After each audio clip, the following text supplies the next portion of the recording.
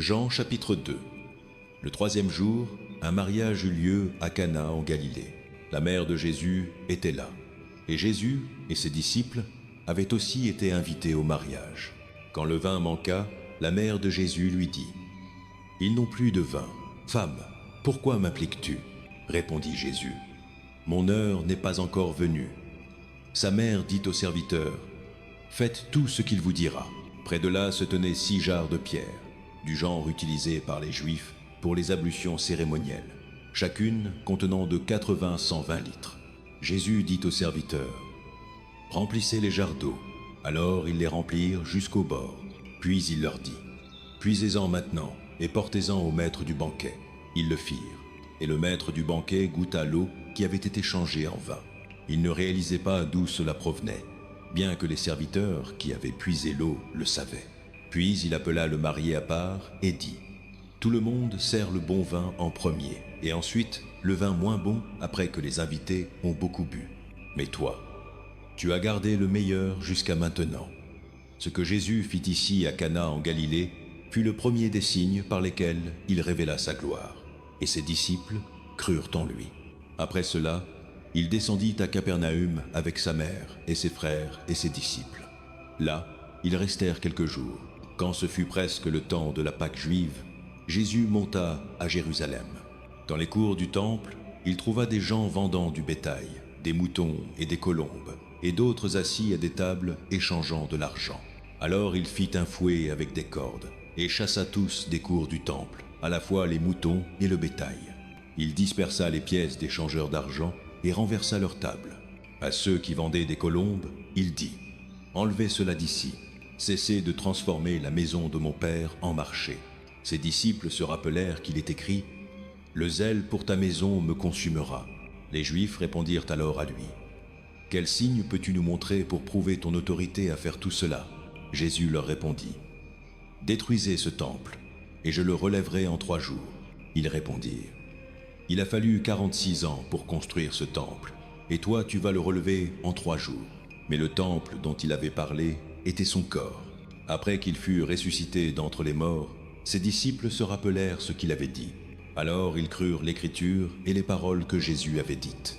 Maintenant, tandis qu'il était à Jérusalem au festival de la Pâque, beaucoup de gens virent les signes qu'il accomplissait et crurent en son nom. Mais Jésus ne se confiait pas à eux, car il connaissait tous les gens. Il n'avait besoin d'aucun témoignage sur l'humanité, car il savait ce qui était dans chaque personne. Matthieu chapitre 8. Quand Jésus descendit de la montagne, de grandes foules le suivirent. Un homme avec la lèpre vint et s'agenouilla devant lui et dit : « Seigneur, si tu le veux, tu peux me rendre pur. » Jésus étendit la main et toucha l'homme. « Je le veux, dit-il, sois pur. » Immédiatement, il fut purifié de sa lèpre. Puis Jésus lui dit : « Veille à ne le dire à personne, mais va te montrer aux prêtres et offre le don que Moïse a commandé comme témoignage pour eux. » Quand Jésus entra à Capernaüm, un centurion vint à lui, demandant de l'aide. « Seigneur, dit-il, mon serviteur gît à la maison paralysé, souffrant terriblement. » Jésus lui dit : « Dois-je venir et le guérir ? » Le centurion répondit : « Seigneur, je ne mérite pas que tu viennes sous mon toit, mais dis seulement la parole, et mon serviteur sera guéri. Car moi-même, je suis un homme sous autorité, avec des soldats sous moi. Je dis à celui-ci : va, et il va, et à celui-là, viens, et il vient. Je dis à mon serviteur : fais cela, et il le fait. » Quand Jésus entendit cela, il fut étonné, et dit à ceux qui le suivaient : vraiment, je vous le dis, je n'ai trouvé personne en Israël avec une si grande foi. Je vous dis que beaucoup viendront de l'Est et de l'Ouest, et prendront leur place au festin avec Abraham, Isaac et Jacob dans le royaume des cieux. Mais les sujets du royaume seront jetés dehors dans les ténèbres, où il y aura des pleurs et des grincements de dents. Puis Jésus dit au centurion : « Va, que cela soit fait comme tu l'as cru. » Et son serviteur fut guéri à ce moment. Quand Jésus entra dans la maison de Pierre, il vit la belle-mère de Pierre couchée au lit avec de la fièvre. Il toucha sa main, et la fièvre la quitta, et elle se leva et commença à le servir. Quand le soir vint, beaucoup qui étaient possédés par des démons furent amenés à lui, et il chassa les esprits par la parole, et guérit tous ceux qui étaient malades. Cela fut pour accomplir ce qui fut dit par le prophète Isaïe. Il prit nos infirmités et porta nos maladies. Quand Jésus vit la foule autour de lui, il donna des ordres pour traverser vers l'autre côté du lac. Alors un docteur de la loi vint à lui et dit : « Maître, je te suivrai partout où tu iras. » Jésus répondit : « Les renards ont des tanières et les oiseaux ont des nids. Mais le Fils de l'homme n'a nulle part où poser sa tête. » Un autre disciple lui dit : « Seigneur, laisse-moi d'abord aller enterrer mon Père. » Mais Jésus lui dit : « Suis-moi, et laisse les morts enterrer leurs propres morts. » Puis il monta dans le bateau, et ses disciples le suivirent. Soudain, une tempête furieuse s'éleva sur le lac, de sorte que les vagues balayaient le bateau. Mais Jésus dormait. Les disciples allèrent et le réveillèrent, disant : « Seigneur, sauve-nous, nous allons nous noyer. » Il répondit : « Vous de petite foi, pourquoi avez-vous si peur ? » Puis il se leva et réprimanda les vents et les vagues. Et ce fut complètement calme. Les hommes furent étonnés et demandèrent : « Quel genre d'homme est-ce ? Même les vents et les vagues lui obéissent. » Quand il arriva de l'autre côté dans la région des Gadaréniens, 2 hommes possédés par des démons venant des tombes le rencontrèrent. Ils étaient si violents que personne ne pouvait passer par ce chemin. « Que veux-tu de nous, Fils de Dieu ? » crièrent-ils. « Es-tu venu ici pour nous tourmenter avant le temps fixé ?» À quelque distance d'eux, un grand troupeau de porcs paissait. Les démons supplièrent Jésus : « Si tu nous chasses, envoie-nous dans le troupeau de porcs. » Il leur dit : « Allez. » Alors ils sortirent et allèrent dans les porcs, et tout le troupeau se précipita du haut de la falaise dans le lac et mourut dans l'eau. Ceux qui gardaient les porcs s'enfuirent, allèrent dans la ville et rapportèrent tout cela, y compris ce qui était arrivé aux hommes possédés par des démons. Alors toute la ville sortit à la rencontre de Jésus. Et quand ils le virent, ils le supplièrent de quitter leur région. Marc chapitre 2. Quelques jours plus tard, quand Jésus entra de nouveau à Capernaüm, les gens entendirent qu'il était rentré à la maison. Ils se rassemblèrent en si grand nombre qu'il n'y avait plus de place, pas même dehors la porte. Et il leur prêcha la parole. Quelques hommes vinrent, lui amenant un paralysé porté par 4 d'entre eux. Puisqu'ils ne pouvaient pas l'amener à Jésus à cause de la foule, ils firent une ouverture dans le toit au-dessus de Jésus, en creusant à travers. Puis descendirent le tapis sur lequel l'homme était couché. Quand Jésus vit leur foi, il dit au paralysé : « Fils, tes péchés sont pardonnés. » Maintenant, quelques docteurs de la loi étaient assis là, pensant en eux-mêmes : « Pourquoi ce fainéant parle-t-il comme cela ? Il blasphème. Qui peut pardonner les péchés sinon Dieu seul ?» Immédiatement Jésus sut dans son esprit que c'était ce qu'ils pensaient dans leur cœur. Et il leur dit : « Pourquoi pensez-vous ces choses ? Ce qui est plus facile, dire à ce paralysé : Tes péchés sont pardonnés, ou dire : Lève-toi, prends ton tapis et marche. Mais je veux que vous sachiez que le Fils de l'homme a l'autorité sur la terre pour pardonner les péchés. » Alors il dit à l'homme : « Je te dis, lève-toi, prends ton tapis et rentre chez toi. » Il se leva, prit son tapis et sortit en pleine vue de tous. Cela étonna tout le monde, et ils louèrent Dieu, disant : « Nous n'avons jamais vu rien de tel. » Une fois de plus, Jésus sortit au bord du lac. Une grande foule vint à lui, et il commença à les enseigner. Comme il marchait, il vit Lévi, fils d'Alphée, assis au bureau du collecteur d'impôts. « Suis-moi, » lui dit Jésus. Et Lévi se leva et le suivit. Pendant que Jésus dînait à la maison de Lévi, beaucoup de collecteurs d'impôts et de pêcheurs mangeaient avec lui et ses disciples, car il y en avait beaucoup qui le suivaient. Quand les docteurs de la loi, qui étaient des pharisiens, le virent manger avec les pêcheurs et les collecteurs d'impôts, ils demandèrent à ses disciples : « Pourquoi mange-t-il avec les collecteurs d'impôts et les pêcheurs ?»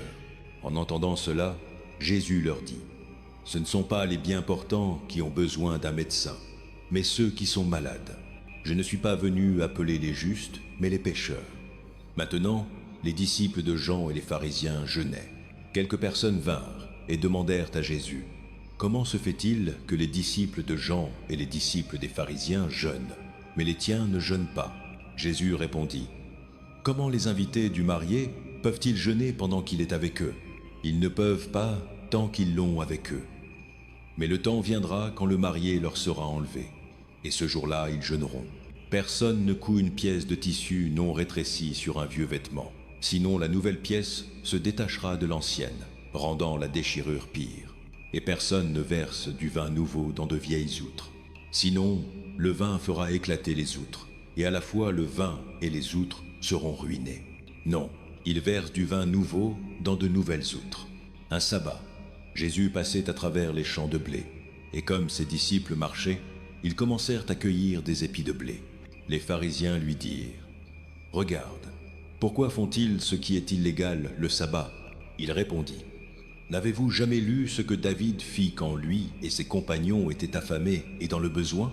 Au jour d'Abiatar, le grand prêtre, il entra dans la maison de Dieu et mangea le pain consacré, qui est légal seulement pour les prêtres de manger, et il en donna aussi à ses compagnons. Puis il leur dit : « Le sabbat a été fait pour l'homme, non l'homme pour le sabbat. Ainsi le Fils de l'homme est Seigneur, même du sabbat. » Jean chapitre 5. Quelque temps plus tard, Jésus monta à Jérusalem pour l'un des festivals juifs. Il y a maintenant à Jérusalem, près de la porte des brebis, une piscine qui en araméen est appelée Bethesda et qui est entourée de 5 colonnades couvertes. Ici, un grand nombre de personnes handicapées gisaient, les aveugles, les boiteux, les paralysés. L'un qui était là était un invalide depuis 38 ans. Quand Jésus le vit couché là et apprit qu'il avait été dans cette condition depuis longtemps, il lui demanda : « Veux-tu guérir ? » « Monsieur, » répondit l'invalide, « je n'ai personne pour m'aider à entrer dans la piscine quand l'eau est agitée. Pendant que j'essaie d'y entrer, quelqu'un d'autre descend avant moi. » Alors Jésus lui dit : « Lève-toi, prends ton tapis et marche. » Aussitôt l'homme fut guéri. Il prit son tapis et marcha. Le jour où cela eut lieu était un sabbat, et ainsi les dirigeants juifs dirent à l'homme qui avait été guéri : « C'est le sabbat.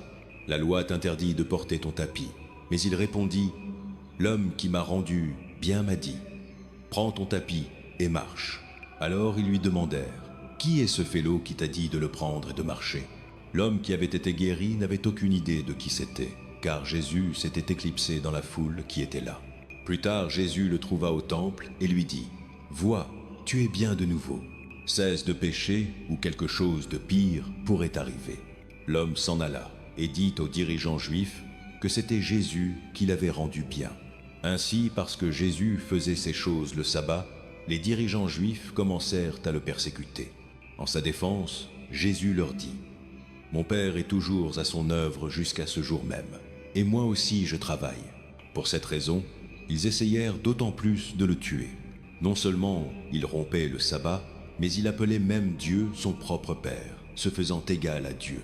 Jésus leur donna cette réponse : « En vérité, je vous le dis, le Fils ne peut rien faire par lui-même.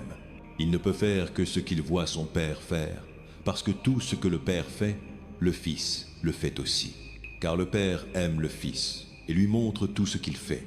Oui, et il lui montrera même des œuvres plus grandes que celles-ci, afin que vous soyez étonnés. Car tout comme le Père ressuscite les morts et leur donne la vie, de même le Fils donne la vie à qui il est plu de la donner. De plus, le Père ne juge personne, mais a confié tout jugement au Fils, afin que tous honorent le Fils, tout comme ils honorent le Père.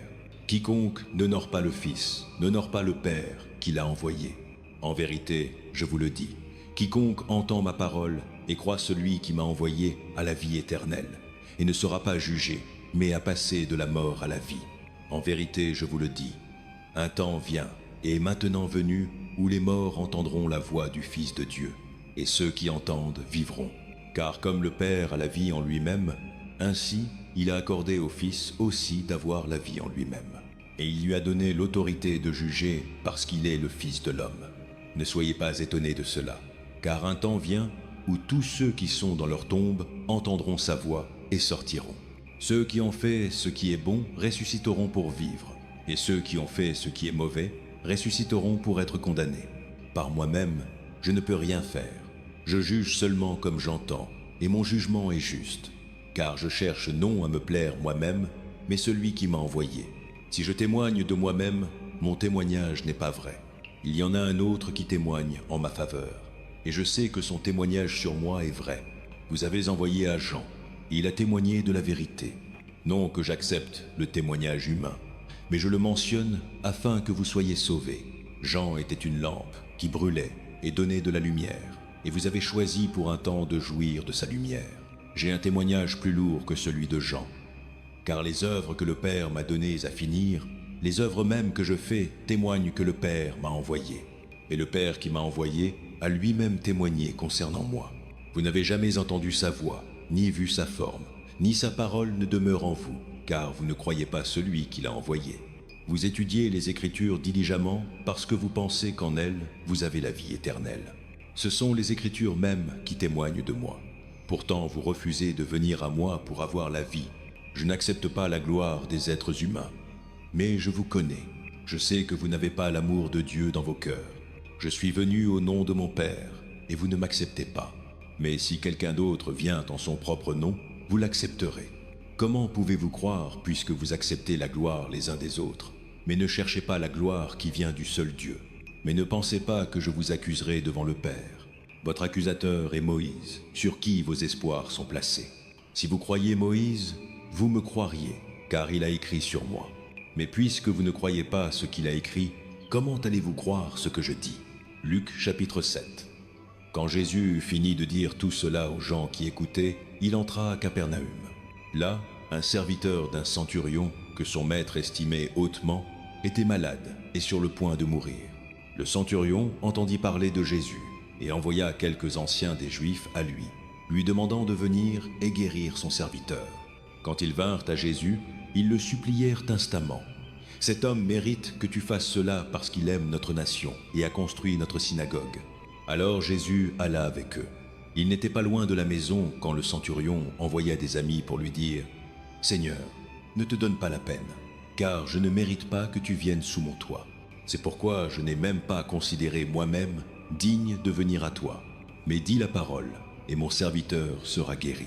Car moi-même je suis un homme sous autorité avec des soldats sous moi. Je dis à celui-ci, va, et il va, et à celui-là, viens, et il vient.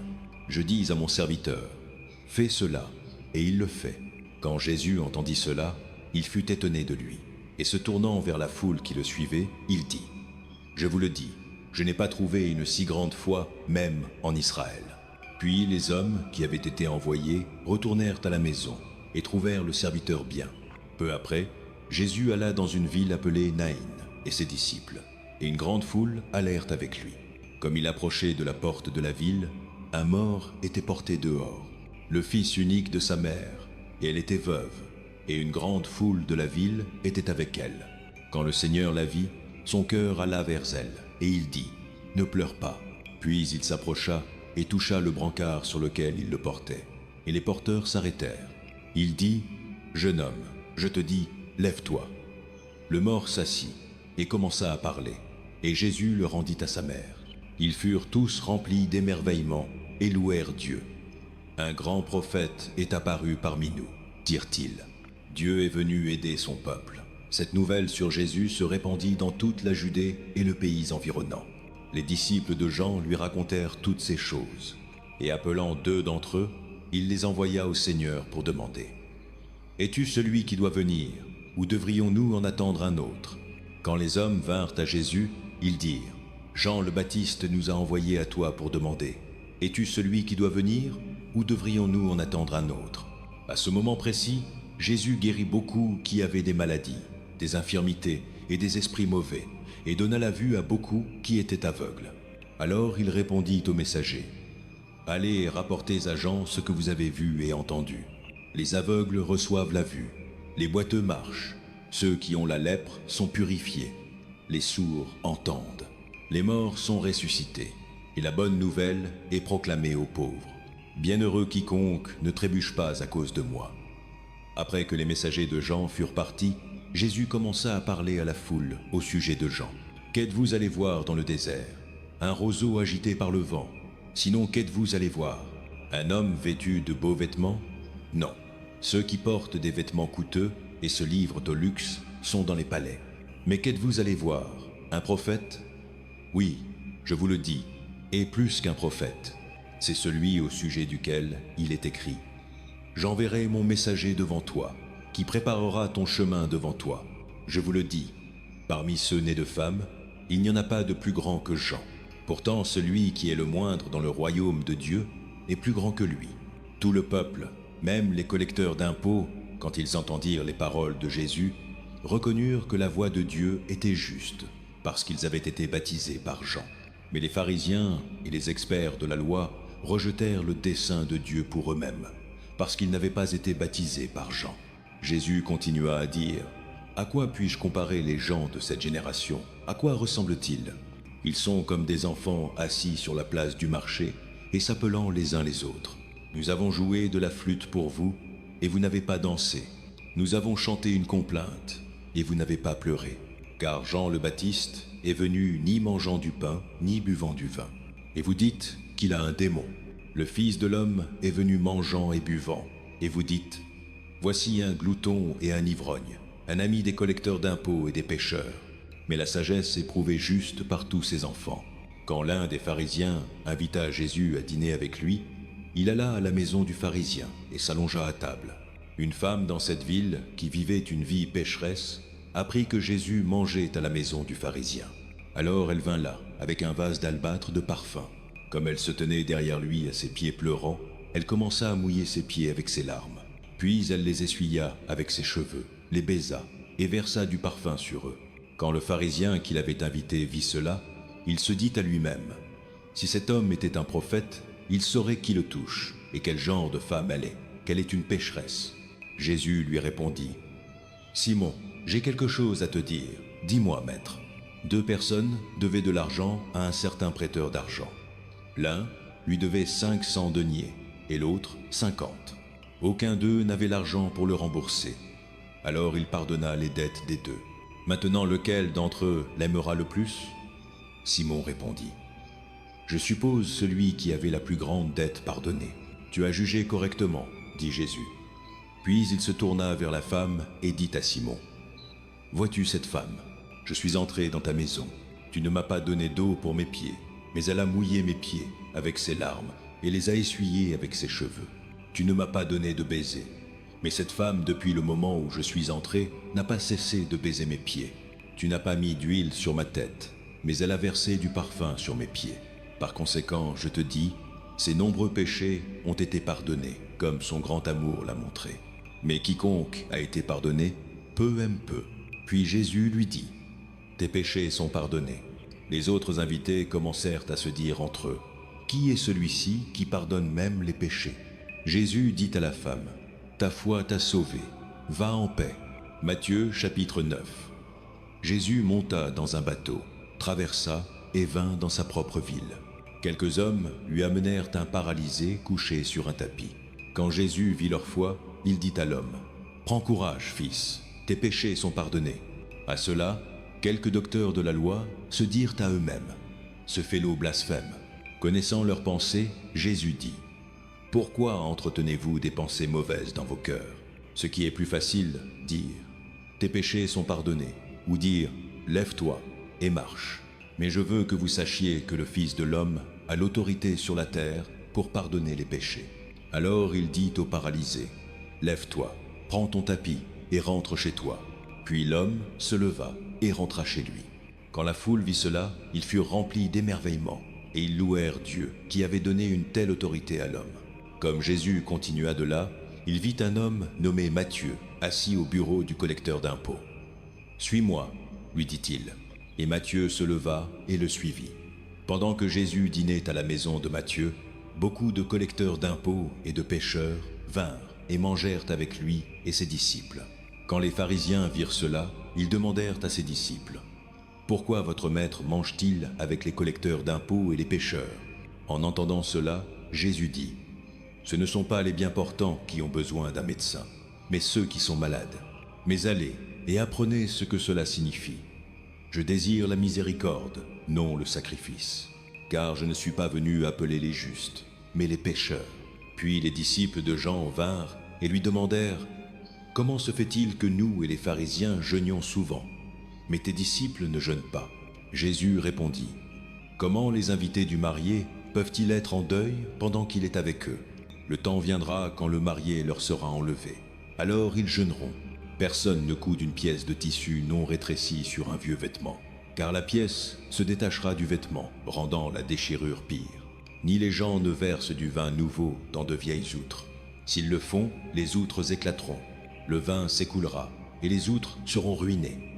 Non, il verse du vin nouveau dans de nouvelles outres, et les deux sont préservés. » Pendant qu'il disait cela, un dirigeant de synagogue vint et s'agenouilla devant lui et dit : « Ma fille vient de mourir, mais viens et pose ta main sur elle, et elle vivra. » Jésus se leva et alla avec lui, et ainsi firent ses disciples. Juste alors, une femme qui avait été sujette à des saignements pendant 12 ans s'approcha derrière lui et toucha le bord de son manteau. Elle se dit à elle-même : « Si je touche seulement son manteau, je serai guérie. » Jésus se tourna et la vit. « Prends courage, fille, dit-il, ta foi t'a guérie. » Et la femme fut guérie à ce moment. Quand Jésus entra dans la maison du dirigeant de synagogue et vit la foule bruyante et les gens jouant des flûtes, il dit : « Allez-vous-en, la fille n'est pas morte, mais endormie. » Mais ils se moquèrent de lui. Après que la foule eut été mise dehors, il entra et prit la fille par la main, et elle se leva. La nouvelle de cela se répandit dans toute cette région. Comme Jésus continua de là, 2 aveugles le suivirent, criant : « Aie pitié de nous, fils de David !» Quand il fut entré dans la maison, les aveugles vinrent à lui, et il leur demanda : « Croyez-vous que je suis capable de faire cela ? » ?»« Oui, Seigneur, » répondirent-ils. Puis il toucha leurs yeux et dit : « Selon votre foi, que cela vous soit fait. » Et leur vue fut restaurée. Jésus les avertit sévèrement : « Veillez à ce que personne ne sache cela. » Mais ils sortirent et répandirent la nouvelle sur lui dans toute cette région. Pendant qu'ils sortaient, un homme qui était possédé par un démon et ne pouvait pas parler fut amené à Jésus. Et quand le démon fut chassé, l'homme qui avait été muet parla.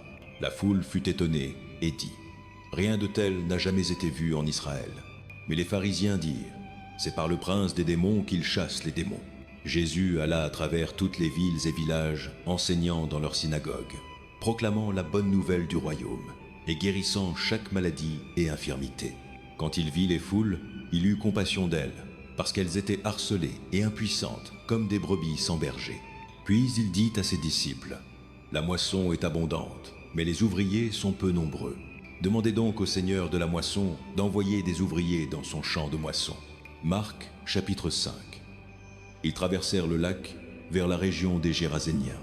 Quand Jésus sortit du bateau, un homme avec un esprit impur vint des tombes à sa rencontre. Cet homme vivait dans les tombes, et personne ne pouvait plus le lier, pas même avec une chaîne, car il avait souvent été enchaîné mains et pieds. Mais il déchirait les chaînes et brisait les fers à ses pieds. Personne n'était assez fort pour le soumettre. Nuit et jour, parmi les tombes et dans les collines, il criait et se coupait avec des pierres. Quand il vit Jésus de loin, il courut et tomba à genoux devant lui. Il cria de toutes ses forces : « Que veux-tu de moi, Jésus, fils du Dieu Très-Haut ? Au nom de Dieu, ne me torture pas. » Car Jésus lui avait dit : « Sors de cet homme, esprit impur. » Puis Jésus lui demanda : « Quel est ton nom ? » « Mon nom est Légion, » répondit-il, « car nous sommes nombreux. » Et il supplia Jésus encore et encore de ne pas les envoyer hors de la région. Un grand troupeau de porcs paissait sur la colline voisine. Les démons supplièrent Jésus : « Envoie-nous parmi les porcs, permets-nous d'entrer en eux. » Il leur donna la permission, et les esprits impurs sortirent et entrèrent dans les porcs. Le troupeau, environ 2000 en nombre, se précipita du haut de la falaise dans le lac et se noya. Ceux qui gardaient les porcs s'enfuirent et rapportèrent cela dans la ville et la campagne. Et les gens sortirent pour voir ce qui s'était passé. Quand ils vinrent à Jésus, ils virent l'homme qui avait été possédé par la légion de démons assis là vêtu et dans son bon sens. Et ils eurent peur. Ceux qui l'avaient vu racontèrent aux gens ce qui était arrivé à l'homme possédé par des démons, et racontèrent au sujet des porcs aussi. Puis les gens commencèrent à supplier Jésus de quitter leur région. Comme Jésus montait dans le bateau, l'homme qui avait été possédé par des démons supplia d'aller avec lui. Jésus ne le laissa pas, mais dit : « Rentre chez toi vers tes propres gens, et raconte-leur combien le Seigneur a fait pour toi, et comment il a eu miséricorde de toi. » Alors l'homme s'en alla, et commença à raconter dans la Décapole combien Jésus avait fait pour lui. Et tous les gens furent étonnés. Quand Jésus traversa de nouveau en bateau vers l'autre côté du lac, une grande foule se rassembla autour de lui, tandis qu'il était au bord du lac. Puis l'un des dirigeants de synagogue, nommé Jairus, vint, et quand il vit Jésus, il tomba à ses pieds. Il le supplia instamment. « Ma petite fille est en train de mourir. S'il te plaît, viens, et pose tes mains sur elle, afin qu'elle soit guérie et vive. » Alors Jésus alla avec lui. Une grande foule le suivit et le pressa autour de lui. Et une femme était là qui avait été sujette à des saignements pendant 12 ans. Elle avait beaucoup souffert sous les soins de nombreux médecins et avait dépensé tout ce qu'elle avait. Pourtant, au lieu d'aller mieux, elle empirait. Quand elle entendit parler de Jésus, elle s'approcha derrière lui dans la foule et toucha son manteau parce qu'elle pensa « Si je touche seulement ses vêtements, je serai guérie. » Immédiatement, son saignement s'arrêta et elle sentit dans son corps qu'elle était libérée de sa souffrance. Aussitôt, Jésus réalisa que la puissance était sortie de lui. Il se tourna dans la foule et demanda « Qui a touché mes vêtements ? Tu vois les gens se presser contre toi, » répondirent ses disciples. « Et pourtant tu peux demander « Qui m'a touché ?» Mais Jésus continua à regarder autour pour voir qui l'avait fait. Puis la femme, sachant ce qui lui était arrivé, vint et tomba à ses pieds, et tremblant de peur, lui dit toute la vérité. Il lui dit « Fille, ta foi t'a guérie. Va en paix et sois libérée de ta souffrance. » Pendant que Jésus parlait encore, quelques personnes vinrent de la maison de Jaïrus, le dirigeant de synagogue. « Ta fille est morte, dirent-ils. Pourquoi déranger le maître plus longtemps ?» Entendant ce qu'il disait, Jésus lui dit « N'aie pas peur, crois seulement. » Il ne laissa personne le suivre, sauf Pierre, Jacques et Jean, le frère de Jacques. Quand ils vinrent à la maison du dirigeant de synagogue, Jésus vit une commotion avec des gens pleurant et gémissant bruyamment. Il entra et leur dit « Pourquoi toute cette commotion et ces gémissements ? L'enfant n'est pas morte, mais endormie. » Mais ils se moquèrent de lui. Après qu'il les eut tous mis dehors, il prit le père et la mère de l'enfant et les disciples qui étaient avec lui et entra où l'enfant était. Il la prit par la main et lui dit « Talitha koum », ce qui signifie « petite fille, je te dis, lève-toi ». Immédiatement, la fille se leva et commença à marcher autour. Elle avait 12 ans. À cela, ils furent complètement étonnés. Il donna des ordres stricts pour que personne ne sache cela et leur dit de lui donner quelque chose à manger. Jean chapitre 6. Quelque temps après cela, Jésus traversa vers l'autre rive de la mer de Galilée, c'est, à dire, la mer de Tibériade. Et une grande foule de gens le suivit parce qu'ils virent les signes qu'il avait accomplis en guérissant ceux qui étaient malades. Puis Jésus monta sur le flanc d'une montagne et s'assit avec ses disciples. Le festival de la Pâque juive était proche. Quand Jésus leva les yeux et vit une grande foule venant vers lui, il dit à Philippe « Où achèterons-nous du pain pour que ces gens mangent ?» Il demanda cela seulement pour le tester, car il avait déjà en tête ce qu'il allait faire. Philippe lui répondit « Il faudrait plus de la moitié d'un an de salaire pour acheter assez de pain pour que chacun ait une bouchée. » Un autre de ses disciples, André, le frère de Simon-Pierre, prit la parole. « Voici un garçon, avec 5 petits pains d'orge et 2 petits poissons. Mais à quel point iront-ils parmi tant de gens ?» Jésus dit « Faites asseoir les gens. » Il y avait beaucoup d'herbe en cet endroit, et ils s'assirent. Environ 5000 hommes étaient là. Jésus prit alors les pains, rendit grâce, et distribua à ceux qui étaient assis autant qu'ils voulaient. Il fit de même avec les poissons. Quand ils eurent tous assez mangé, il dit à ses disciples « Ramassez les morceaux qui restent, que rien ne soit gaspillé. » Alors ils les ramassèrent, et remplirent 12 paniers avec les morceaux des 5 pains d'orge restants par ceux qui avaient mangé. Après que les gens eurent vu le signe que Jésus accomplit, ils commencèrent à dire « Sûrement c'est le prophète qui doit venir dans le monde. » Jésus, sachant qu'ils avaient l'intention de venir et de le faire roi par la force, se retira de nouveau sur une montagne par lui-même. Quand le soir vint, ses disciples descendirent au lac, où ils montèrent dans un bateau et partirent à travers le lac pour Capernaüm.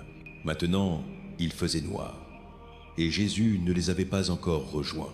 Un vent fort soufflait, et les eaux devinrent agitées. Quand ils avaient ramé environ 3 ou 4 miles, ils virent Jésus s'approchant du bateau, marchant sur l'eau, et ils eurent peur. Mais il leur dit « C'est moi, n'ayez pas peur. » Alors ils furent disposés à le prendre dans le bateau. Et immédiatement, le bateau atteignit le rivage où il se dirigeait.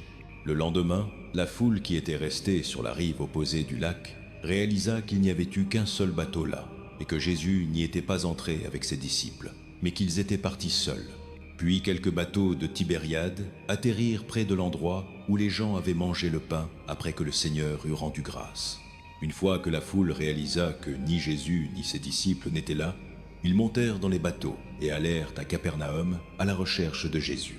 Quand ils le trouvèrent de l'autre côté du lac, ils lui demandèrent « Rabbi, quand es-tu arrivé ici ?» Jésus répondit « En vérité, je vous le dis, vous me cherchez, non parce que vous avez vu les signes que j'ai accomplis, mais parce que vous avez mangé les pains et avez été rassasiés. Ne travaillez pas pour la nourriture qui se gâte, mais pour la nourriture qui endure pour la vie éternelle, que le Fils de l'homme vous donnera. Car sur lui, Dieu le Père a placé son sceau d'approbation. » Alors ils lui demandèrent « Que devons-nous faire pour faire les œuvres que Dieu requiert ?» Jésus répondit « L'œuvre de Dieu est celle-ci, croire en celui qui l'a envoyé. » Alors ils lui demandèrent « Quel signe donneras-tu alors afin que nous le voyions et croyions en toi? Que feras-tu » Nos ancêtres mangèrent la manne dans le désert, comme il est écrit. Il leur donna du pain du ciel à manger. Jésus leur dit « En vérité, je vous le dis, ce n'est pas Moïse qui vous a donné le pain du ciel, mais c'est mon Père qui vous donne le vrai pain du ciel. Car le pain de Dieu est le pain qui descend du ciel et donne la vie au monde. Monsieur, dirent-ils, donne-nous toujours ce pain. Alors Jésus déclara, je suis le pain de vie. Quiconque vient à moi n'aura jamais faim, et quiconque croit en moi n'aura jamais soif. Mais comme je vous l'ai dit, vous m'avez vu, et pourtant vous ne croyez pas. Tous ceux que le Père me donne viendront à moi. Et quiconque vient à moi, je ne le chasserai jamais. Car je suis descendu du ciel, non pour faire ma volonté, mais pour faire la volonté de celui qui m'a envoyé. Et ceci est la volonté de celui qui m'a envoyé, que je ne perde aucun de tous ceux qu'il m'a donnés, mais les ressuscite au dernier jour. Car la volonté de mon Père est que quiconque regarde au Fils et croit en lui ait la vie éternelle, et je les ressusciterai au dernier jour. » À cela, les Juifs commencèrent à murmurer sur lui parce qu'il dit « Je suis le pain qui est descendu du ciel. » Ils dirent « N'est-ce pas Jésus, le fils de Joseph, dont nous connaissons le père et la mère? Comment peut-il maintenant dire « Je suis descendu du ciel » ? Cessez de murmurer entre vous, répondit Jésus. Personne ne peut venir à moi, à moins que le Père qui m'a envoyé ne l'attire, et je le ressusciterai au dernier jour. Il est écrit dans les prophètes, ils seront tous enseignés par Dieu. Quiconque a entendu le Père et appris de lui, vient à moi. Personne n'a vu le Père, sauf celui qui est de Dieu. Seul, il a vu le Père. En vérité, je vous le dis, celui qui croit a la vie éternelle. Je suis le pain de vie. Vos ancêtres mangèrent la manne dans le désert. Pourtant ils moururent. Mais voici le pain qui descend du ciel, que quiconque peut manger et ne pas mourir. Je suis le pain vivant qui est descendu du ciel. Quiconque mange, ce pain vivra pour toujours. Ce pain est ma chair, que je donnerai pour la vie du monde. Alors les Juifs commencèrent à argumenter vivement entre eux. Comment cet homme peut-il nous donner sa chair à manger? Jésus leur dit, en vérité, je vous le dis, à moins que vous mangiez la chair du Fils de l'homme et buviez son sang, vous n'avez pas de vie en vous. Quiconque mange ma chair et boit mon sang a la vie éternelle, et je le ressusciterai au dernier jour. Car ma chair est vraie nourriture, et mon sang est vraie boisson. Quiconque mange ma chair et boit mon sang demeure en moi, et moi en lui. Tout comme le Père vivant m'a envoyé, et je vis à cause du Père, ainsi celui qui se nourrit de moi vivra à cause de moi. C'est le pain qui est descendu du ciel. Vos ancêtres mangèrent la manne et moururent, mais quiconque se nourrit de ce pain vivra pour toujours. Il dit cela pendant qu'il enseignait dans la synagogue à Capernaum. En entendant cela, beaucoup de ses disciples dirent « C'est un enseignement dur, qui peut l'accepter ?» Conscient que ses disciples murmuraient à ce sujet, Jésus leur dit « Cela vous offense-t-il? Alors que diriez-vous si vous voyiez le Fils de l'homme monter où il était avant? L'Esprit donne la vie, la chair ne compte pour rien. Les paroles que je vous ai dites, elles sont pleines de l'Esprit et de la vie. Pourtant, il y en a certains d'entre vous qui ne croient pas, car Jésus avait su depuis le commencement lesquels d'entre eux ne croyaient pas et qui le trahiraient. Il continua à dire « C'est pourquoi je vous ai dit que personne ne peut venir à moi à moins que le Père ne l'ait permis. » À partir de ce moment, beaucoup de ses disciples se détournèrent et ne le suivirent plus. vous ne voulez pas partir aussi, n'est-ce pas » demanda Jésus aux 12.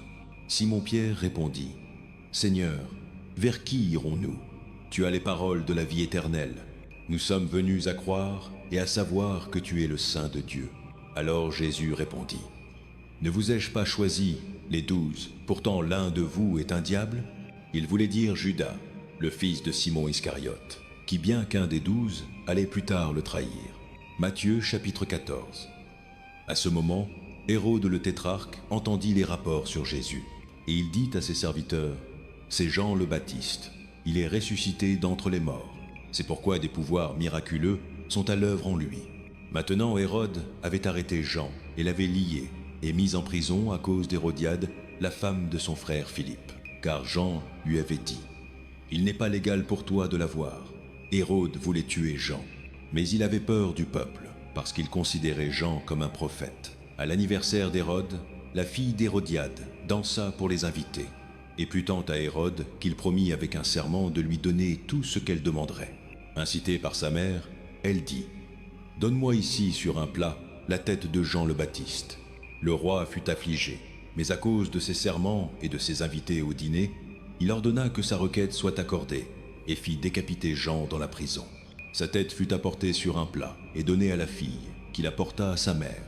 Les disciples de Jean vinrent et prirent son corps et l'enterrèrent. Puis ils allèrent et le dirent à Jésus. Quand Jésus entendit ce qui s'était passé, il se retira en bateau en privé vers un endroit solitaire. Entendant cela, les foules le suivirent à pied des villes.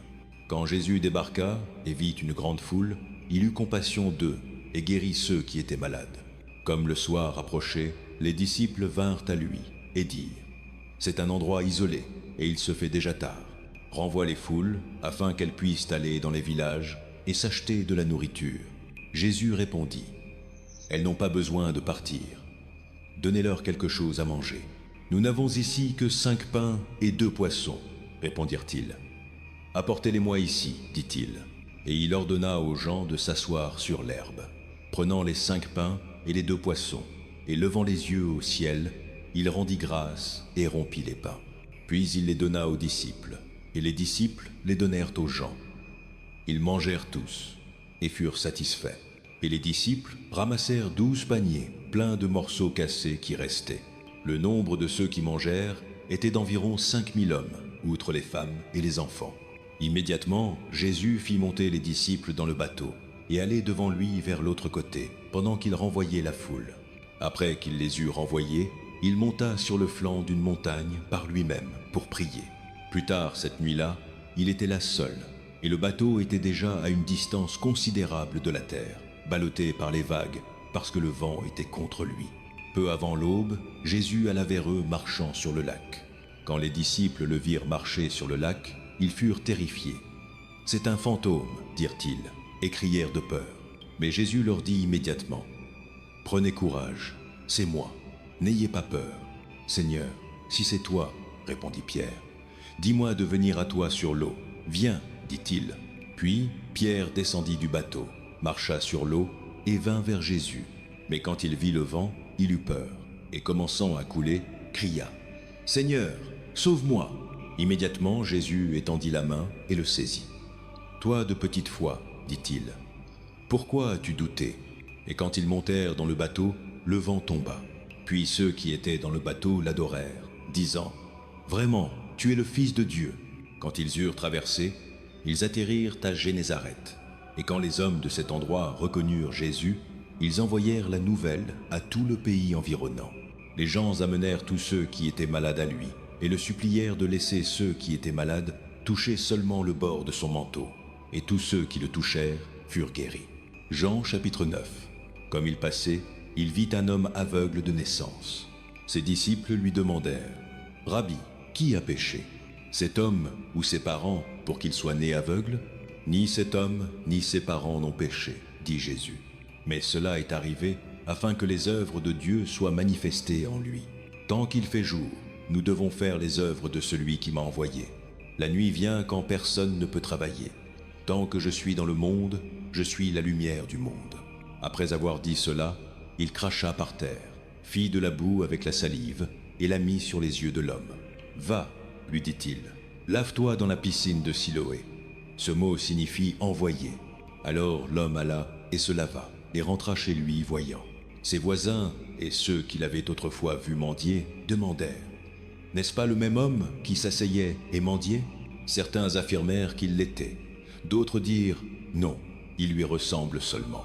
Mais lui-même insista: Je suis l'homme. Comment alors tes yeux ont-ils été ouverts? Demandèrent-ils. Il répondit: L'homme qu'ils appellent Jésus fit de la boue et l'a mis sur mes yeux. Il me dit d'aller à Siloé et de me laver. Alors j'allai et me lavai, et alors je pus voir. Où est cet homme? Lui demandèrent-ils. Je ne sais pas, dit-il. Ils amenèrent aux pharisiens l'homme qui avait été aveugle. Maintenant, le jour où Jésus avait fait la boue et ouvert les yeux de l'homme était un sabbat. Par conséquent, les pharisiens lui demandèrent aussi comment il avait reçu la vue. Il mit de la boue sur mes yeux, répondit l'homme, et je me lavai, et maintenant je vois. Certains des pharisiens dirent: Cet homme n'est pas de Dieu, car il ne garde pas le sabbat. Mais d'autres demandèrent: Comment un pécheur peut-il accomplir de tels signes? Alors ils étaient divisés. Puis ils se tournèrent de nouveau vers l'aveugle. Que dis-tu de lui? Ce sont tes yeux qu'il a ouverts. L'homme répondit: Il est un prophète. Ils ne croyaient toujours pas qu'il avait été aveugle et avait reçu la vue jusqu'à ce qu'ils envoient chercher les parents de l'homme. Est-ce votre fils? Demandèrent-ils. Est-ce celui que vous dites être né aveugle? Comment se fait-il que maintenant il puisse voir? Nous savons qu'il est notre fils, répondirent les parents, et nous savons qu'il est né aveugle. Mais comment il peut voir maintenant, ou qui a ouvert ses yeux, nous ne savons pas. Demandez-lui. Il est majeur, il parlera pour lui-même. Ses parents dirent cela parce qu'ils avaient peur des dirigeants juifs, qui avaient déjà décidé que quiconque reconnaîtrait que Jésus était le Messie serait mis hors de la synagogue. C'était pourquoi ses parents dirent: Il est majeur, demandez-lui. Une seconde fois, ils convoquèrent l'homme qui avait été aveugle. Donne gloire à Dieu en disant la vérité, dirent-ils. Nous savons que cet homme est un pécheur, répondit-il. Que ce soit un pécheur ou non, je ne sais pas. Une chose que je sais, j'étais aveugle, mais maintenant je vois. Puis ils lui demandèrent: Que t'a-t-il fait? Comment t'a-t-il ouvert tes yeux? Il répondit: Je vous l'ai déjà dit, et vous n'avez pas écouté. Pourquoi voulez-vous l'entendre de nouveau? Voulez-vous aussi devenir ses disciples? Alors ils l'insultèrent et dirent: Tu es le disciple de ce félot, nous sommes disciples de Moïse. Nous savons que Dieu a parlé à Moïse, mais quant à ce félot, nous ne savons même pas d'où il vient. L'homme répondit: Maintenant c'est remarquable. Vous ne savez pas d'où il vient, pourtant il a ouvert mes yeux. Nous savons que Dieu n'écoute pas les pécheurs. Il écoute la personne pieuse qui fait sa volonté. Personne n'a jamais entendu parler d'ouvrir les yeux d'un homme né aveugle. Si cet homme n'était pas de Dieu, il ne pourrait rien faire. À cela, ils répondirent: Tu étais imprégné de péché à la naissance. Comment oses-tu nous faire la leçon? Et ils le jetèrent dehors. Jésus entendit qu'ils l'avaient jeté dehors. Et quand il le trouva, il dit: Crois-tu au Fils de l'homme? Qui est-il, monsieur? Demanda l'homme. Dis-le-moi, afin que je croie en lui. Jésus dit: Tu l'as maintenant vu. En fait, c'est celui qui te parle. Alors l'homme dit: Seigneur, je crois. Et il l'adora. Jésus dit: Pour le jugement, je suis venu dans ce monde, afin que les aveugles voient, et ceux qui voient deviennent aveugles. Quelques pharisiens qui étaient avec lui l'entendirent dire cela, et demandèrent: Quoi? Sommes-nous aveugles aussi? Jésus dit: Si vous étiez aveugles, vous ne seriez pas coupables de péché. Mais maintenant que vous prétendez voir, votre culpabilité reste. Luc chapitre 13. Maintenant il y avait quelques-uns présents à ce moment qui dirent à Jésus au sujet des Galiléens, dont Pilate avait mélangé le sang avec leur sacrifice. Jésus répondit: Pensez-vous que ces Galiléens étaient pires pécheurs que tous les autres Galiléens parce qu'ils ont souffert de cette façon? Je vous le dis, non. Mais à moins que vous vous repentiez, vous périrez tous aussi. Ou ces 10 à 8 qui moururent quand la tour de Siloé tomba sur eux, pensez-vous qu'ils étaient plus coupables que tous les autres vivants à Jérusalem? Je vous le dis, non. Mais à moins que vous vous repentiez, vous périrez tous aussi. Puis il raconta cette parabole. Un homme avait un figuier poussant dans sa vigne, et il alla chercher du fruit dessus, mais n'en trouva pas. Alors il dit à l'homme qui s'occupait de la vigne: Depuis 3 ans maintenant, je viens chercher du fruit sur ce figuier et n'en trouve pas. Coupe-le. Pourquoi devrait-il utiliser le sol? Monsieur, répondit l'homme, laisse le sol pour 1 année de plus, et je creuserai autour et le fertiliserai. S'il porte du fruit l'année prochaine, bien. Sinon, alors coupe-le. Un sabbat, Jésus enseignait dans l'une des synagogues, et une femme était là qui avait été estropiée par un esprit pendant 10 à 8 ans. Elle était courbée et ne pouvait pas se redresser du tout. Quand Jésus la vit, il l'appela en avant et lui dit « Femme, tu es libérée de ton infirmité. » Puis il posa ses mains sur elle, et immédiatement elle se redressa et loua Dieu. Indigné parce que Jésus avait guéri le sabbat, le dirigeant de la synagogue dit aux gens « Il y a 6 jours pour travailler, alors venez et soyez guéris ces jours-là, pas le sabbat. » Le Seigneur lui répondit « Hypocrite, chacun de vous ne détache-t-il pas son bœuf ou son âne de l'étable le sabbat et ne le mène-t-il pas pour lui donner de l'eau?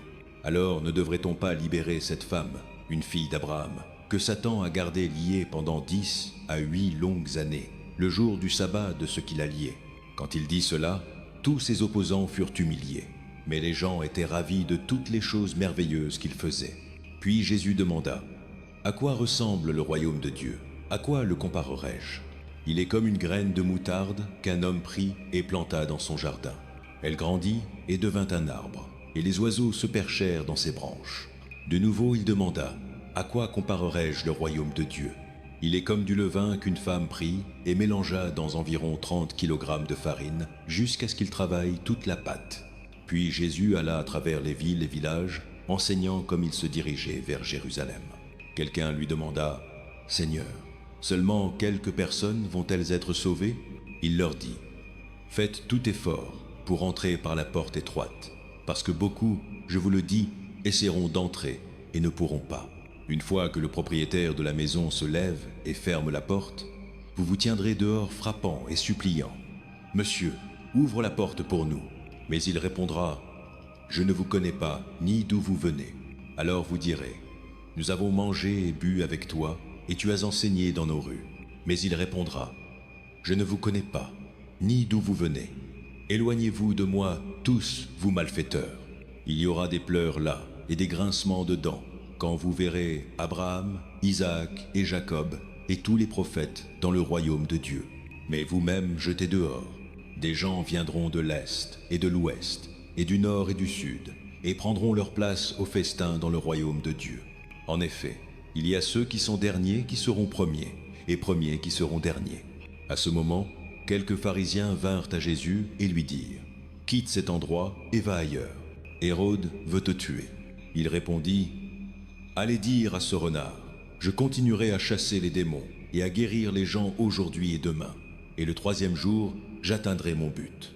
En tout cas, je dois continuer aujourd'hui et demain et le jour suivant, car sûrement aucun prophète ne peut mourir en dehors de Jérusalem. Jérusalem, Jérusalem, toi qui tues les prophètes et lapides ceux qui te sont envoyés, combien de fois j'ai désiré rassembler tes enfants ensemble, comme une poule rassemble ses poussins sous ses ailes, et vous n'avez pas voulu. Regardez, votre maison vous est laissée désolée. Je vous le dis, vous ne me verrez plus jusqu'à ce que vous disiez « Béni soit celui qui vient au nom du Seigneur. » Luc chapitre 17.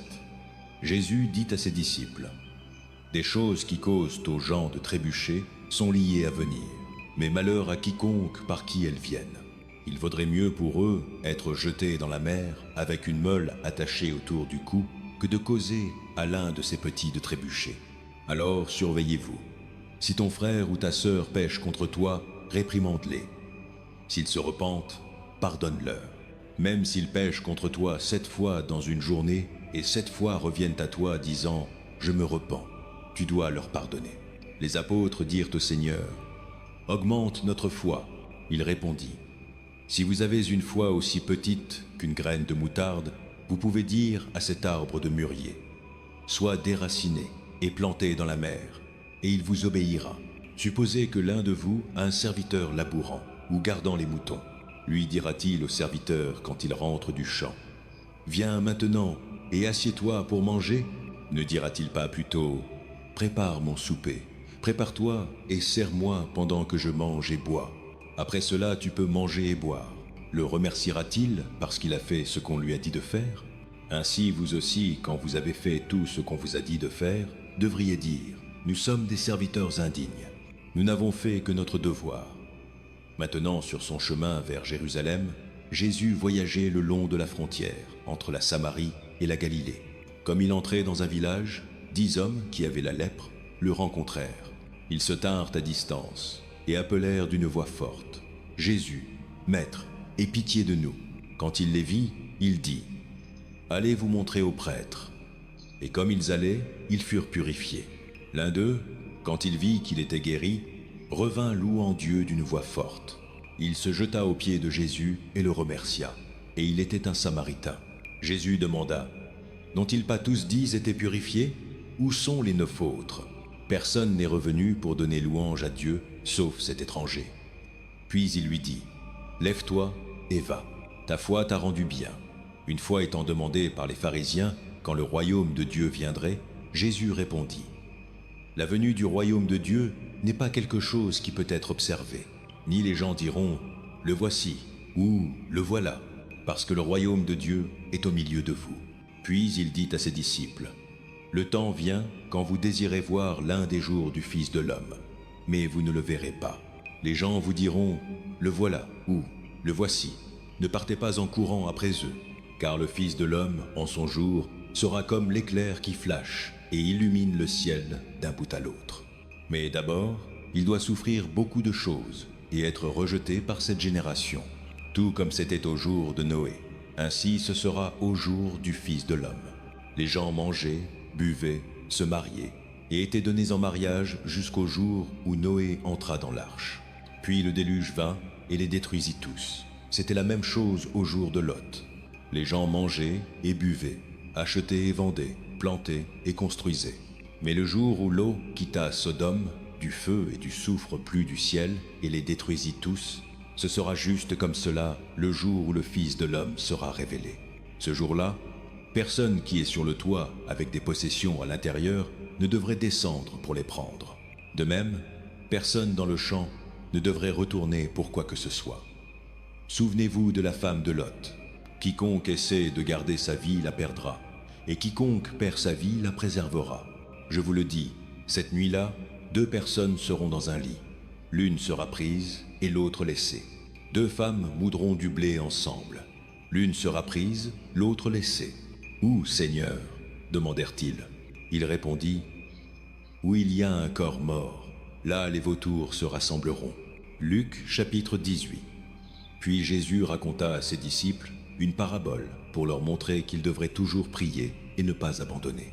Il dit, « Dans une certaine ville, il y avait un juge qui ne craignait ni Dieu, ni ne se souciait de ce que les gens pensaient.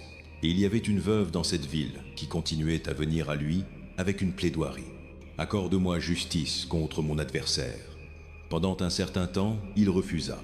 Mais finalement, il se dit à lui-même, « Même si je ne crains pas Dieu, ni ne me soucie de ce que les gens pensent, pourtant parce que cette veuve continue à me déranger, je veillerai à ce qu'elle obtienne justice, afin qu'elle ne vienne pas éventuellement et m'attaque. » Et le Seigneur dit, « Écoutez ce que dit le juge injuste. Et Dieu n'apportera-t-il pas justice à ses élus qui crient à lui jour et nuit? Continuera-t-il à les reporter? Je vous le dis, il veillera à ce qu'ils obtiennent justice, et rapidement. Cependant, quand le Fils de l'homme viendra, trouvera-t-il la foi sur la terre?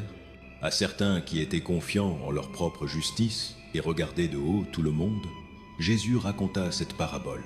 2 hommes montèrent au temple pour prier, l'un un pharisien et l'autre un collecteur d'impôts. Le pharisien se tint seul et pria. « Dieu, je te remercie que je ne suis pas comme les autres gens, voleurs, malfaiteurs, adultères, ou même comme ce collecteur d'impôts.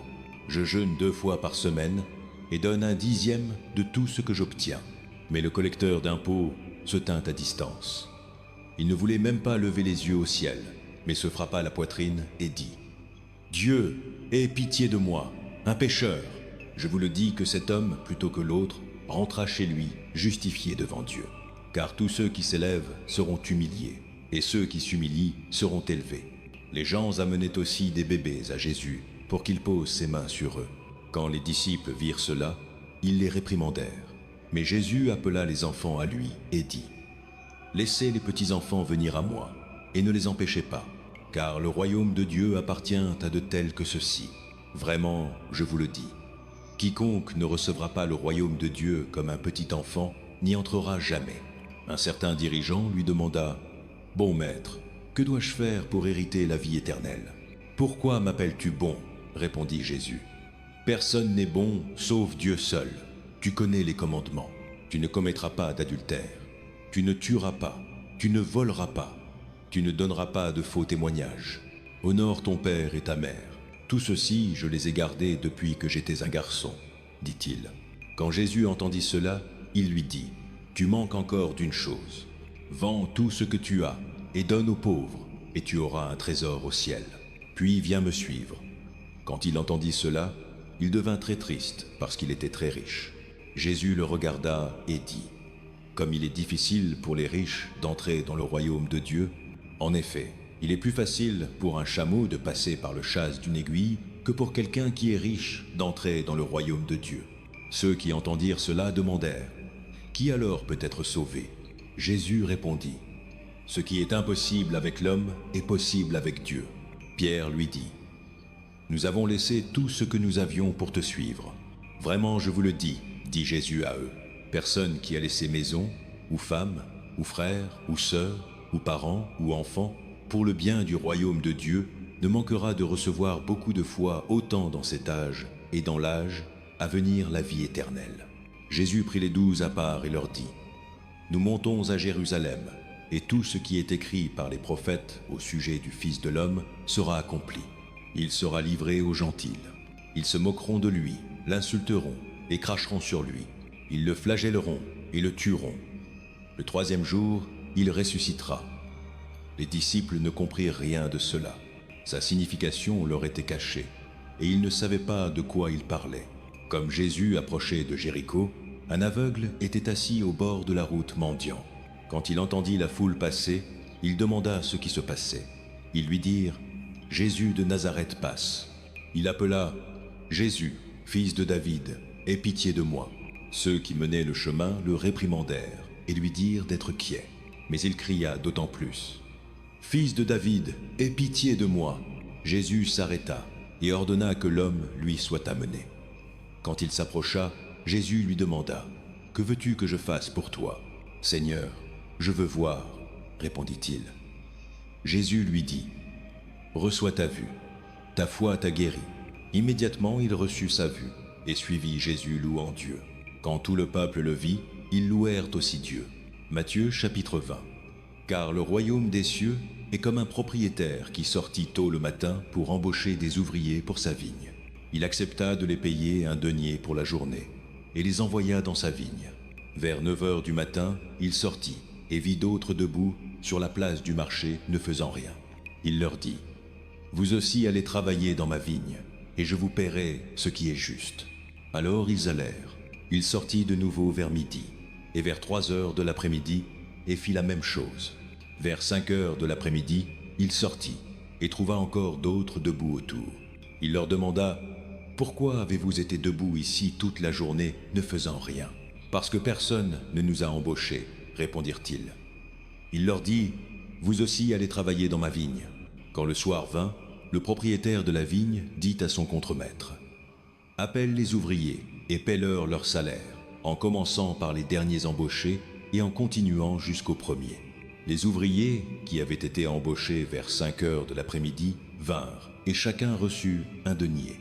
Alors quand ceux qui avaient été embauchés en premier vinrent, ils s'attendaient à recevoir plus. Mais chacun d'entre eux reçut aussi un denier. Quand ils le reçurent, ils commencèrent à murmurer contre le propriétaire. « Ceux qui ont été embauchés en dernier n'ont travaillé qu'1 heure, dirent-ils. Et tu les as rendus égaux à nous qui avons porté le fardeau du travail et la chaleur du jour. » Mais il répondit à l'un d'eux : « Je ne suis pas injuste envers toi, ami. N'as-tu pas accepté de travailler pour un denier ? Prends ton salaire et va. Je veux donner à celui qui a été embauché en dernier le même que je t'ai donné. N'ai-je pas le droit de faire ce que je veux avec mon propre argent ? Ou es-tu envieux parce que je suis généreux ? Ainsi les derniers seront premiers et les premiers seront derniers. Maintenant Jésus montait à Jérusalem. En chemin, il prit les 12 à part et leur dit : « Nous montons à Jérusalem, et le Fils de l'homme sera livré aux principaux sacrificateurs et aux docteurs de la loi. Ils le condamneront à mort et le livreront aux gentils pour être moqué et flagellé et crucifié.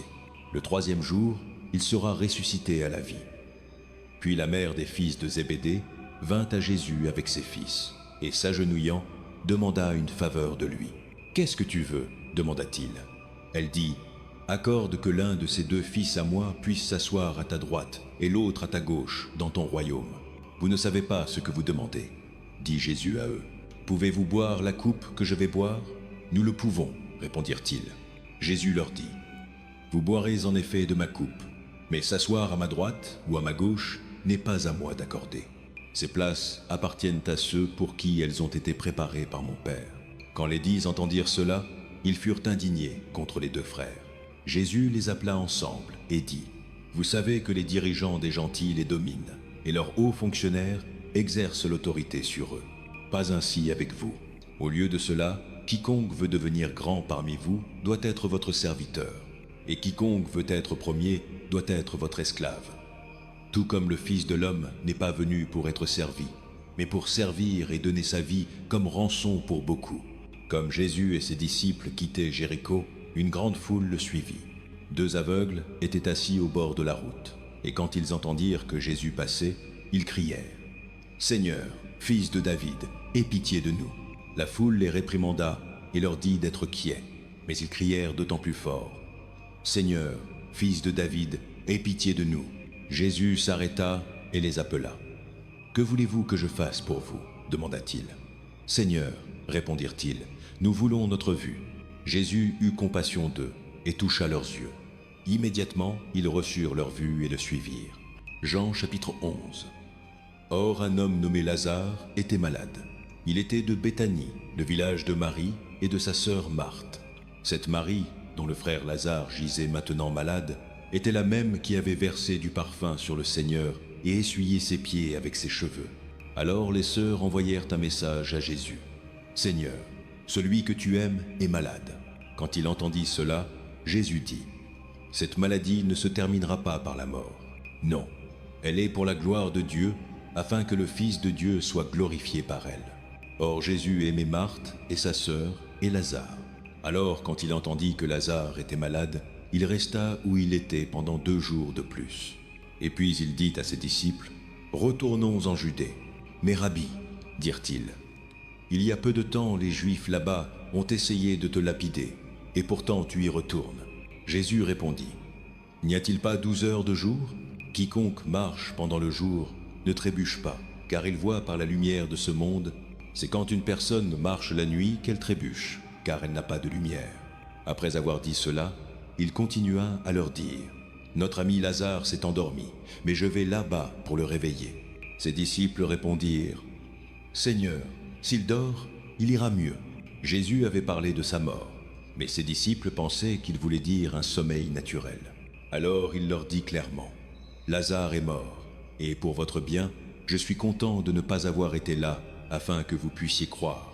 Mais allons vers lui. » Alors Thomas, aussi connu sous le nom de Didyme, dit au reste des disciples : « Allons-y aussi, afin que nous puissions mourir avec lui. » À son arrivée, Jésus trouva que Lazare était déjà dans le tombeau depuis 4 jours. Or Béthanie était à moins de 2000 de Jérusalem, et beaucoup de Juifs étaient venus chez Marthe et Marie pour les consoler dans la perte de leur frère. Quand Marthe entendit que Jésus arrivait, elle sortit à sa rencontre. Mais Marie resta à la maison. « Seigneur, dit Marthe à Jésus, si tu avais été ici, mon frère ne serait pas mort. Mais je sais que même maintenant, Dieu te donnera tout ce que tu demandes. » Jésus lui dit : « Ton frère ressuscitera. » Marthe répondit : « Je sais qu'il ressuscitera lors de la résurrection au dernier jour. » Jésus lui dit : « Je suis la résurrection et la vie. Celui qui croit en moi vivra même s'il meurt. Et quiconque vit en croyant en moi ne mourra jamais. Crois-tu cela ? » « Oui, Seigneur, répondit-elle. Je crois que tu es le Messie, le Fils de Dieu, qui doit venir dans le monde. » Après avoir dit cela, elle rentra et appela sa sœur Marie à part. « Le Maître est ici, dit-elle, et il te demande. » Quand Marie entendit cela, elle se leva rapidement et alla vers lui. Or Jésus n'était pas encore entré dans le village, mais était encore à l'endroit où Marthe l'avait rencontré. Quand les Juifs qui avaient été avec Marie dans la maison la consolant remarquèrent à quelle vitesse elle se leva et sortit, ils la suivirent, supposant qu'elle allait au tombeau pour y pleurer.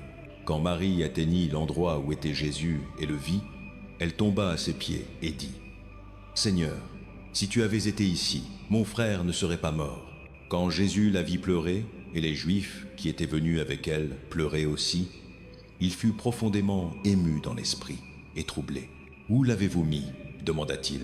« Venez et voyez, Seigneur, » répondirent-ils. Jésus pleura. Alors les Juifs dirent : « Voyez comme il l'aimait. » Mais certains d'entre eux dirent : « Celui qui a ouvert les yeux de l'aveugle, n'aurait-il pas pu empêcher cet homme de mourir ?» Jésus, une fois de plus profondément ému, vint au tombeau. C'était une grotte avec une pierre posée en travers de l'entrée. « Enlevez la pierre, dit-il. »« Mais Seigneur, dit Marthe, la sœur de l'homme mort, à ce moment il y a une mauvaise odeur, car il est là depuis 4 jours. » Alors Jésus dit : « Ne t'ai-je pas dit que si tu crois, tu verras la gloire de Dieu ?» Alors ils enlevèrent la pierre. Puis Jésus leva les yeux et dit : « Père, je te remercie de m'avoir entendu. Je savais que tu m'entends toujours. Mais j'ai dit cela pour le bien des gens qui se tiennent ici, afin qu'ils croient que tu m'as envoyé. » Quand il eut dit cela, Jésus appela d'une voix forte : « Lazare, sors !» L'homme mort sortit, ses mains et ses pieds enveloppés de bandes de lin et un tissu autour de son visage. Jésus leur dit : « Enlevez les vêtements funéraires et laissez-le aller. » Par conséquent, beaucoup des Juifs qui étaient venus visiter Marie et avaient vu ce que Jésus avait fait, crurent en lui. Mais certains d'entre eux allèrent chez les pharisiens et leur dirent ce que Jésus avait fait. Alors les principaux sacrificateurs et les pharisiens convoquèrent une réunion du Sanhédrin. « Qu'accomplissons-nous ? demandèrent-ils. « Voici cet homme qui accomplit de nombreux signes. Si nous le laissons continuer ainsi, tout le monde croira en lui.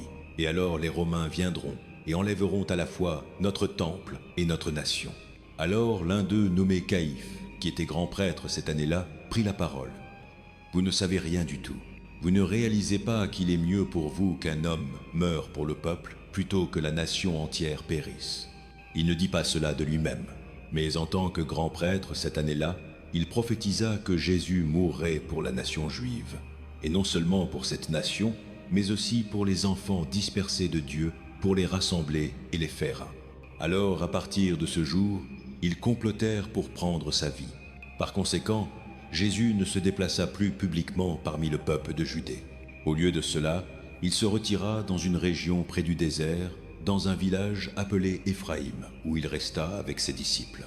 Quand ce fut presque le temps de la Pâque juive, beaucoup montèrent du pays à Jérusalem pour leur purification cérémonielle avant la Pâque. Ils continuaient à chercher Jésus, et tandis qu'ils se tenaient dans les cours du temple, ils se demandaient les uns aux autres : « Que pensez-vous ? N'est-il pas en train de venir au festival du tout ?» Mais les principaux sacrificateurs et les pharisiens avaient donné des ordres pour que quiconque découvre où était Jésus le signale afin qu'ils puissent l'arrêter.